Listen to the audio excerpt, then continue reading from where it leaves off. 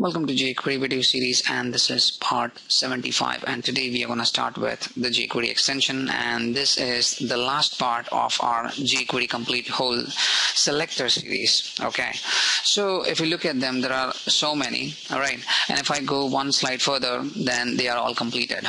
Right, so this is what we have done. You remember these are the ones we have covered in forms, selectors, right? So etc, etc. You're getting the idea. But now the question is, you might say, why are you bringing this up again? So the problem over here is, there are two problems. First, these are the jQuery extension, which is extended by the jQuery itself, and they are not even a type of, I can say a part of a CSS specification. jQuery has just extended for us in order to query through the DOM. At the very same time, jQuery is also addressing a problem. It is telling us that using the native DOM API, there's a method, and there are a bunch of other methods. They can perform much better as compared to the jQuery extensions. Right, so now you're in a dilemma, thinking that which one to use, this one or to go with this option.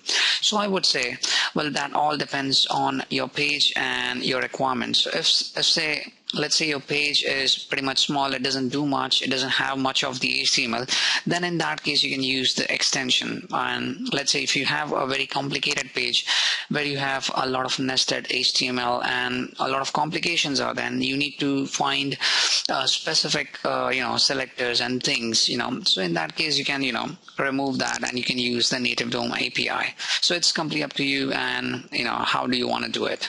So again, after that, jQuery is also giving an option, like if you still want to have a better performance, then not to use these extensions. Rather than that, you can go for the CSS selectors. So what jQuery is telling you is, like, select few elements at first, and after that you can apply a filter on them to get again the same level of kind of a performance like this is provided here. Right, so I hope you get an idea where to use these extensions. Right. So up next, we are, this whole series is ended, except animator is remaining. So I'll bring that up as soon as we'll start with the animation part. Okay, and now we're going to start with the manipulation, which is pretty fun. So I hope to see you there, and thank you for listening, and thank you for your time on this.